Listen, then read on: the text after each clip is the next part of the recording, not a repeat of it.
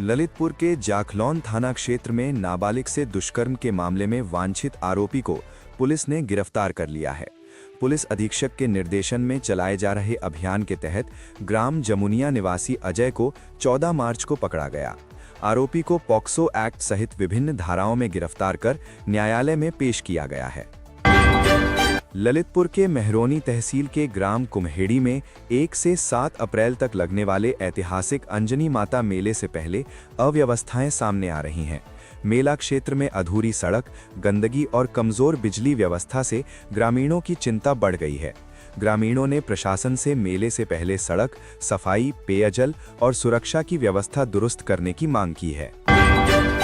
ललितपुर में बढ़ती महंगाई और एलपीजी गैस सिलेंडर की कीमतों में बढ़ोतरी के विरोध में आम आदमी पार्टी के कार्यकर्ताओं ने कलेक्ट्रेट पर प्रदर्शन किया।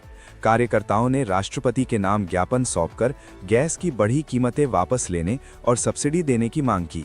पार्टी नेताओं ने चेतावनी दी कि मांगें पूरी न होने पर आंदोलन और तेज किया जाएगा। ललितपुर के तुवन मंदिर परिसर में आयोजित श्रीमद् भागवत सप्ताह ज्ञान यज्ञ श्रद्धा और भक्ति के साथ संपन्न हुआ।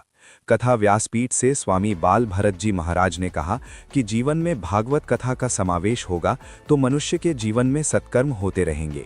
इस दौरान भगवान श्री कृष्ण की विभिन्न लीलाओं का वर्णन किया गया और बड़ी संख्या में श्रद्धालु मौजूद रहे। ललितपुर में राष्ट्र संत मुनि सुधा सागर महाराज के सानिध्य में भव्य धार्मिक कार्यक्रम का आयोजन हुआ। इस दौरान उन्होंने कहा कि भगवान महावीर की संस्कृति को जीवंत रखना हर भक्त की जिम्मेदारी है। शहर में भव्य शोभा यात्रा निकाली गई, जिसमें बड़ी संख्या में श्रद्धालु शामिल हुए और भक्ति का माहौल देखने को मिला। ललितपुर में पुलिस भर्ती परीक्षा 2026 कड़ी सुरक्षा के बीच शांतिपूर्ण तरीके से संपन्न हुई।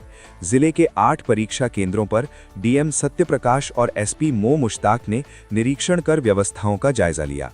परीक्षार्थियों को बायोमेट्रिक और फेस वेरिफिकेशन के बाद ही प्रवेश दिया गया। वहीं परीक्षा को नकल विहीन बनाए रखने के लिए चप्पे चप्पे पर पुलिस तैनात रही। ललितपुर में जल संस्थान के ग्रामीण क्षेत्रों में कार्यरत पंप ऑपरेटर और लाइनमैन मजदूरों ने न्यूनतम मजदूरी की मांग को लेकर अधिकारियों को प्रार्थना पत्र सौंपा। मजदूरों का कहना है कि वर्ष 2001 से काम करने के बावजूद उन्हें बहुत कम वेतन मिल रहा है। उन्होंने शासन द्वारा तय न्यूनतम मजदूरी और आउटसोर्सिंग सेवा निगम में शामिल किए जाने की मांग की है। ललितपुर के जखौरा ब्लॉक के भरतपुरा विद्यालय में गौरैया बचाओ अभियान के तहत विशेष कार्यक्रम आयोजित किया गया। नन्हे बच्चों ने गीत, कहानियों और रचनात्मक प्रस्तुतियों के जरिए गौरैया संरक्षण का संदेश दिया। इस दौरान पर्यावरणविदों ने बच्चों को प्रकृति और पक्षियों की रक्षा के लिए जागरूक किया।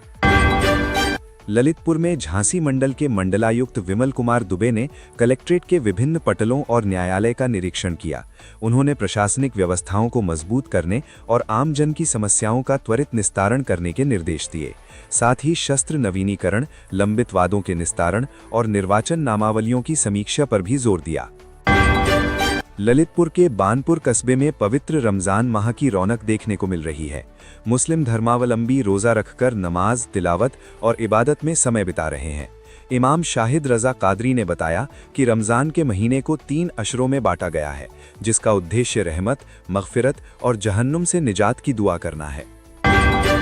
ललितपुर के कंपोजिट उच्च प्राथमिक विद्यालय बानपुर की छात्राओं ने 36वीं राज्य स्तरीय मिनी बाल क्रीड़ा प्रतियोगिता में शानदार प्रदर्शन किया। अयोध्या में आयोजित प्रतियोगिता में पीटी प्रदर्शन के जरिए छात्राओं ने जनपद का नाम रोशन किया। वापसी पर विद्यालय में छात्राओं का सम्मान कर उनका उत्साहवर्धन किया गया। हरियाव थाना क्षेत्र के रजाबाद गांव के पास 2 बाइकों की जोरदार भिड़ंत हो गई, जिसमें एक ही बाइक पर सवार 2 युवक गंभीर रूप से घायल हो गए। घायलों को तुरंत एम्बुलेंस से जिला अस्पताल पहुंचाया गया। डॉक्टरों ने गुड्डू की हालत नाजुक देखते हुए उसे प्राथमिक उपचार के बाद कानपुर मेडिकल कॉलेज रेफर कर दिया, जबकि इंद्रसेन का इलाज जिला अस्पताल में चल रहा है। दोनों युवक बरही गांव जा रहे थे, तभी रास्ते में ये हादसा हो गया। ललितपुर के ग्राम सिलगन में सड़क हादसे में एक युवक की मृत्यु का मामला सामने आया है। जानकारी के अनुसार 13 मार्च की शाम हीरो रायकवार अपने गांव के ही दीपक कुशवाहा के साथ बाइक से निकला था। रात करीब 8 बजे जमालपुर मजार के पास बाइक का एक्सीडेंट हो गया।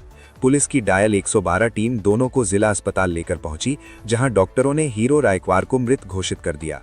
परिजनों ने मामले की जांच और कार्रवाई की मांग की है। खबरों की हर सच्ची जानकारी के लिए ललितपुर टुडे न्यूज को सब्सक्राइब करना न भूलें।